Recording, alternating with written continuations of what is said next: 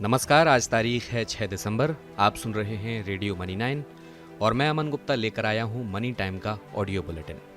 आज के बुलेटिन में आपको पता चलेगा कि बढ़ाकर कितना किया वर्ल्ड बैंक ने भारत की जीडीपी का अनुमान, बजट में एफडी करने वालों को क्या राहत मिल सकती है, कहां लगा है गोल्ड एटीएम जिससे नोट नहीं बल्कि सोने के सिक्के निकलते हैं, और इसके अलावा होंगी बिजनेस और फाइनेंस से जुड़ी तमाम बड़ी खबरें। तो अभी पूरी दुनिया में मंदी की चर्चा है, लेकिन इसी बीच वर्ल्ड बैंक ने भारत की जीडीपी ग्रोथ के अनुमान को बढ़ा दिया है। फाइनेंशियल ईयर 2023 में भारत 6.9% की दर से ग्रोथ दर्ज कर सकता है। वहीं महंगाई की दर कम होकर 7.1% रह सकती है।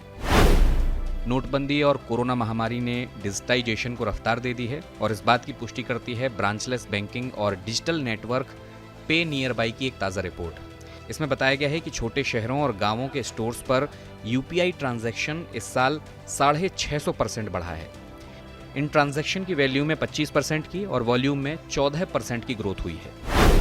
बैंक चाहते हैं कि आने वाले बजट में बैंकों में जमा एफडी से मिल रहे 5 लाख तक के ब्याज को टैक्स फ्री कर दिया जाए। बैंकों की ओर से इंडियन बैंक एसोसिएशन ने वित्त मंत्री के सामने ये मांग रखी है।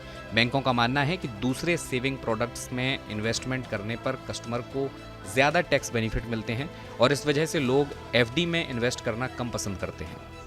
आपको बता दें कि इनकम टैक्स एक्ट के सेक्शन 80C के तहत बैंक एफडी में इन्वेस्ट करने पर आपको सिर्फ 1.5 लाख तक में ही टैक्स छूट मिलती है। अभी 5 करोड़ से ज़्यादा की ही जीएसटी चोरी पर कोई कानूनी कार्रवाई की जाती है, लेकिन अब इसे बढ़ाया जा सकता है। कहा जा रहा है कि 17 दिसंबर को होने वाली जीएसटी काउंसिल की मीटिंग में 20 करोड़ या उससे ऊपर की जीएसटी चोरी को ही अपराध मानने पर सहमति बन सकती है। इसके अलावा कयास ये भी हैं कि आने वाली जीएसटी मीटिंग में हेल्थ इंश्योरेंस पर लगने वाला टैक्स भी कम किया जा सकता है। फिलहाल हेल्थ इंश्योरेंस पर 18% का टैक्स लगता है, और उम्मीद की जा रही है कि ये टैक्स घटकर 12% हो सकता है। भारत का नवंबर महीने का पाम ऑयल का इंपोर्ट पिछले महीने यानी अक्टूबर महीने के मुकाबले 29% ज़्यादा है। सोया ऑयल और सन ऑयल के मुकाबले पाम ऑयल पर डिस्काउंट मिलने की वजह से इंपोर्ट में ये बढ़ोतरी हुई है। लोकल रिफाइनर्स और 5 डीलर्स के हवाले से रॉयटर्स ने इस बात की जानकारी दी है। पिछले महीने भारत का पाम ऑयल का इंपोर्ट 1.14 मिलियन टन था। और आपने कैश निकालने के लिए एटीएम का इस्तेमाल तो किया ही होगा, पर हैदराबाद में एक ऐसा एटीएम लगा है जिससे सोने के सिक्के निकलते हैं। इसका नाम है गोल्ड सिक्का एटीएम।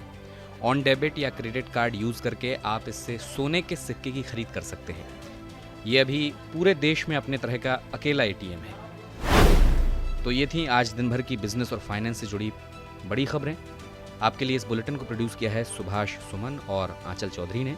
ऐसी ही खबरों से अपडेट रहने के लिए आप सुनते रहिए रेडियो मनी 9, और अभी डाउनलोड कीजिए मनी 9 का मोबाइल ऐप। मैं हूं अमन गुप्ता। नमस्कार।